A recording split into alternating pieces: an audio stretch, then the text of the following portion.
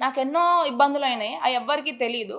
But నన్ను కనీసము ఇబ్బంది పెట్టిన వాళ్ళు సొంత నా అత్త, మామ, నా ఆడపడుచు గానీ, వాళ్ళ నా భర్త గానీ, వాళ్ళ తమ్ముడు గానీ, లేకపోతే ముందు నుంచి ఈ పెళ్ళికి ముందు నుంచి వాళ్ళ పెద్దలుగా ఉన్న వాళ్ళ కుటుంబ సైడ్ నుంచి పెద్దలుగా ఉన్న జోగి రాము, వాళ్ళ తమ్ముడు జోగి రాము కానీ, స్వామి కానీ, వీళ్ళందరూ ఎవ్వరు కూడా మరి ట్రీట్మెంట్ కోసం అని చెప్పేసి నన్ను పంపించేసిన తర్వాత నన్ను పట్టించుకున్న వాళ్ళు ఎవ్వరు లేరు.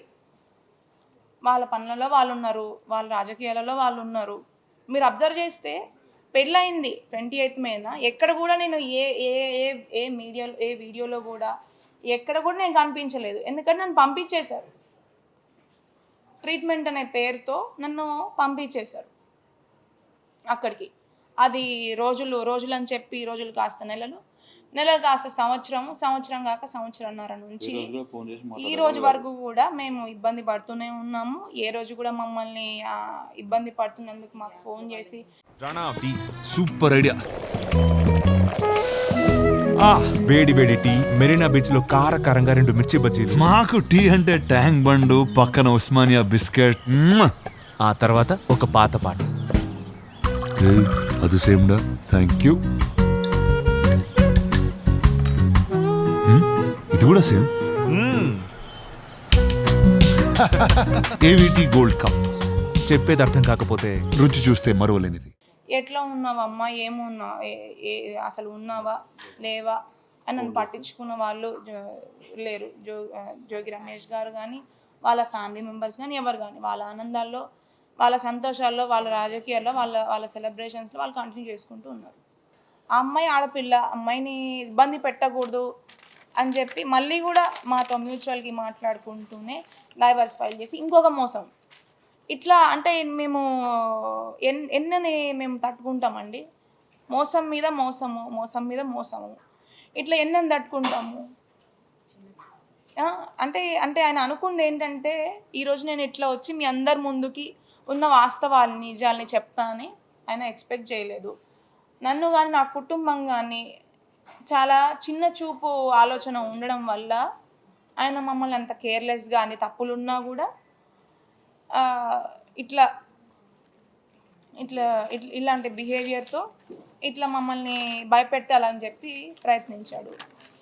అంటే అంటే మా మీద చిన్న చూప, అంటే ఆడపిల్ల జీవితము అని అంటే అంత చులకన భావం ఉంది ఆయనకి. వాళ్ళ ఇంట్లో ఆడపిల్లలే ఆడపిల్లల, వాళ్ళ ఇంట్లో ఆడవాళ్ళే ఆడవాళ్ళ, అంటే వాళ్ళు మాత్రం ప్రొటెక్టెడ్గా లోపలగా హాయిగా ఉండాలి. మేము మాత్రం ఇట్లా అన్యాయం జరిగింది అని చెప్పి కోర్టుల చుట్టూ, లాయర్ల దగ్గరికి ఇట్లా ఈరోజు నాకు అన్యాయం జరిగింది అని చెప్పి మేము ముందుకు వచ్చి ఇట్లాంటి పరిస్థితి, ఇట్లాంటివన్నీ నాకు కలగడానికి రీజన్ ఎవరు అంటే ఖచ్చితంగా 100కి 100% Jogi Ramesh and his family members. Jogi రమేష్ని ఒక్కరినే బ్లేమ్ చేయట్లేదు నేను, జోగి రమేష్ గారిని ఒక్కరినే బ్లేమ్ చేయట్లేదు. వాళ్ళ కుటుంబం మొత్తాన్ని, వాళ్ళందరికీ ముందే తెలుసు ఖచ్చితంగా. దానికి సంబంధించిన ఆధారాలు, దానికి సంబంధించిన సంభాషణలు కూడా, అతనికి పెళ్ళికి ముందే ఈ విషయాలన్నీ తెలుసు వాళ్ళ పేరెంట్స్కి అనే సంభాషణలు కూడా నా దగ్గర క్లియర్ ఎవిడెన్స్ ఉంది. ఇవన్నీ ఇప్పుడు నా దగ్గర ఉన్న ఆధారాలు కానీ, ఆడియోలు కానీ, వీడియోలు కానీ, ఎవిడెన్స్ కానీ నేను నా ఆడపిల్లగా నా సేఫ్టీ కోసం నేను ప్రిజర్వ్ చేసి పెట్టుకున్నాను. వాటిని కూడా అది అన్నీ ఏఐ వీడియోలు అని చెప్పేసి దాన్ని అంటే ఊరికే తీసేసినట్టు తప్పుడుగా ప్రచారం చేస్తున్నారు.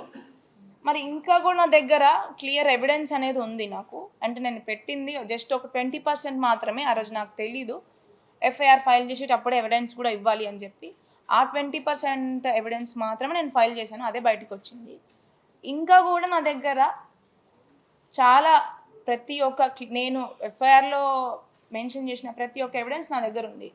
అది కూడా నేను ఖచ్చితంగా టైం వచ్చినప్పుడు మీ అందరికీ చూపిస్తాను.